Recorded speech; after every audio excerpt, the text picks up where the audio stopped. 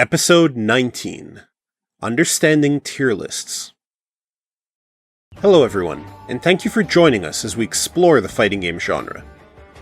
One of the many ways Street Fighter II improved over its predecessor was the introduction of a cast of characters that play differently from each other. And when characters are different, it naturally means that they cannot be equal in power. From that point, players became interested in knowing which character is better than which other character, and what character is the best. The presentation of each character's strengths in relation to the rest of the cast is known as character ranking, or a tier list. Technically, each possible matchup gets a score, and afterwards the characters are organized in different tiers, based on the amount of favorable or unfavorable matchups each one of them has. But oftentimes, the calculation is just skipped, in favor of making a tier list that estimates the character's effectiveness in general. Nowadays, developers can collect data from matches that are being played online and in arcades. They can see which character is winning the most among all players. They can also use the game's ranking system and look at what happens only among the best players. This allows them to plan balance changes that only affect low-level play or high-level play, or both. But we as players don't have access to such data. Instead, we rate matchups and characters based on feeling, and sometimes on tournament results. Neither is as accurate as the huge amount of matches the developers collect data from. Tier lists based on personal impressions have their place, but they are often misused. New players tend to love tier lists because they seem to provide simple answers to an uncomfortable situation of unknown conditions. But there are no easy shortcuts here. Let's take a look at the underlying conditions of a matchup score. If a matchup favors character A over character B 7-3, it means that out of 10 matches, character A should win 7 and lose 3. But this is under very rigid theoretical conditions. The two players are playing equally as well, at the highest level, and have all the matchup knowledge. These three conditions do not often occur in the real world.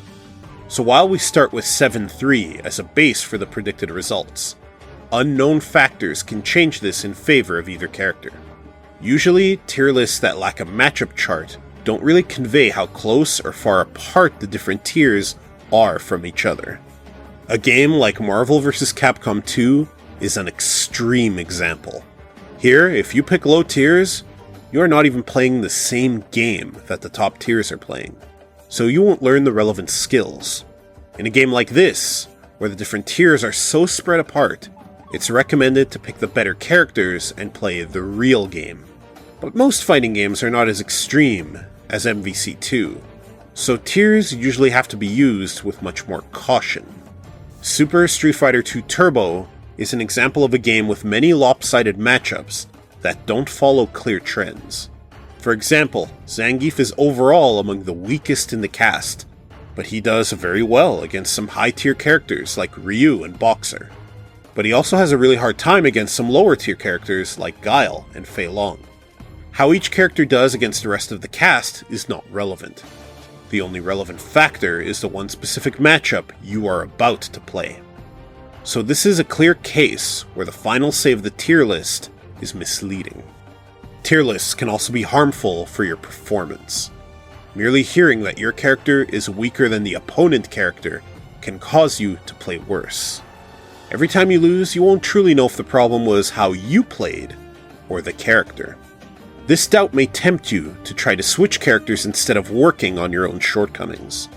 In theory and practice are the same. In practice, many factors go unaccounted for, and tier lists very much fall under theory. Which character is best is the wrong question to ask. A far better question is, which character is the best for me? Which character will you perform best with? Not just in theory. Which character's style fits you and motivates you to work harder? This frame of mind considers the character's theoretical power, but also considers one of the missing factors: you, the player. With this in mind, you should use tier lists as a source of info about the current state of the game and tournament trends, but you should remember how limited its predictive ability really is. and plan a course of action that fits your own personal needs and goals. In the next episode, we'll discuss how to pick the right controller for your fighting game of choice. Until then, take some time to think about what we presented, and if you like this video, make sure to subscribe for more episodes. 何が出るかな